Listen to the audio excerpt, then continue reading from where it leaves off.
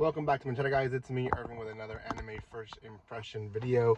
It's going to be on A Galaxy Next Door. It is a romance that's releasing on Crunchyroll. I believe it released back on Friday. It is, I think, 1 day time of recording since it aired. So depending when this releases, yeah, do the math. So Galaxy Next Door, like I said, is another romance. Spring is just bringing so many romance animes, and this one, I don't think it's the worst one, but it's definitely not part of my oh man, these are the best. There's definitely more other romances that I've enjoyed. This one still has some uniqueness to it and some stuff that I probably would enjoy watching, and I probably will watch it but not react to it.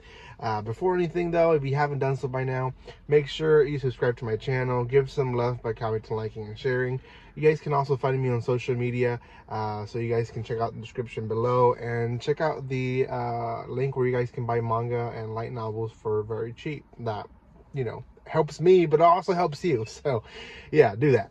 Okay, A Galaxy Next Door starts off with the funeral of what seems to be the grandmother of our protagonist, and we eventually do find out that is her grandmother.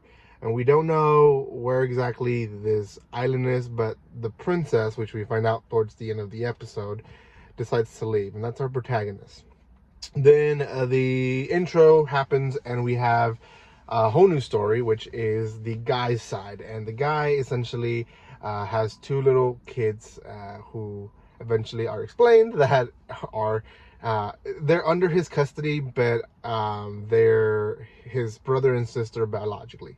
And what ends up happening is they lose their parent. Now, that's the gray area, because I thought it was the mom that they lost, but at some point they made it seem like the mom is still alive and the dad is the one they lost, and the mom doesn't want to do anything with them. And I could be wrong, but it was very confusing at one point of the anime. But anyways, the point is, he's the father figure, and he is trying his best to basically give them a better future. Like, his goal is to save up money to put them to college, which is very, very much, I mean, a good thing from his part.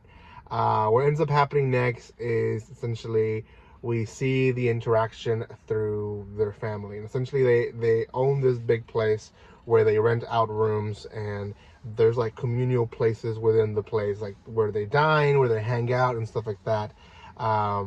And I think one of their cousins, who seems to be like in high school, is also there, and some other older folks are living in there as well. Well, he is a manga artist, and this is the part that I like about it, because again, we get a little bit insights of how the manga industry works. Even if it's not completely accurate, it is to some degree, because it was invented by someone who's in the industry nonetheless. So yeah, he is looking for an assistant. He's struggling to finish his rough draft, and eventually he gets the call from, I guess, the upper ups, and they tell him, hey, we have an assistant for you. She's fairly new, but she looks like very promising artist. And he goes and meets her in a park, and it's the princess. Like, she's dressed very elegant, and he eventually gives her some clothes so that she won't get her pretty clothes dirty. And for the rest of maybe that third of the episode, it's essentially them working on manuscripts. We find out that she knew who he was before she, you know, asked for the job. Her grandmother, who had passed away, had a library, and his manga was one of the ones that she looked at. She was very good at her job, and she's a hard worker as well. He at one point asked her to do an all-nighter, and she's all for it. Well, this all-nighter puts her to sleep in the room. She knocks out where they're working, and he knocks out as well. And when he wakes up, he notices something sharp sticking out of her back, and he thinks immediately that maybe she stabbed herself with a pen or something. So he reaches for it, and when he does and touches it, he goes into this galaxy realm, and she wakes up and freaks out, and they're back in the room, and he's like, whoa, I must have I must be very tired, because I just saw something that I shouldn't have seen, and she goes through emotions. She's very mad about it. She's like, why do you touch people while they're asleep? And he's like, wait, no, you had something sharp. And he explains, and then she's like, oh, well, where I come from, that's only touched by people that are married, and you don't touch that part. And he's like, wait, what? Does she have a tail? Like, what the heck is going on? He's confused. The viewer, like me, is very confused. And I guess throughout the anime, it will explain. But essentially, she's the princess of the star people, is what she explains.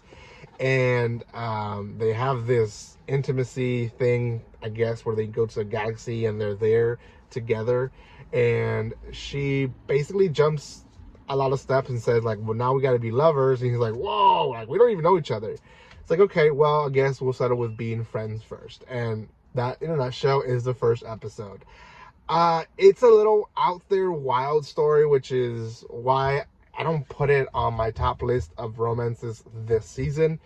Because when I see romance, I really wanted to be focused on the romance and more like set on this world, where we can connect with a lot of stuff. This one is obviously going to be a lot of things that, like, her people, like those things, like what the heck is that considered a private part? Like what did he touch?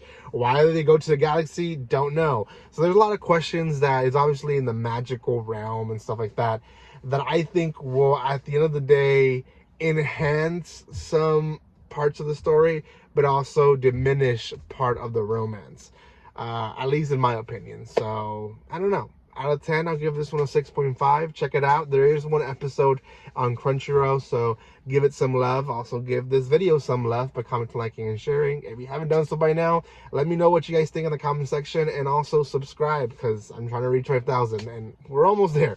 About less than 80 people, so get there, guys. Get there. Thank you for your love and support, and like always, don't be strangers. See you guys.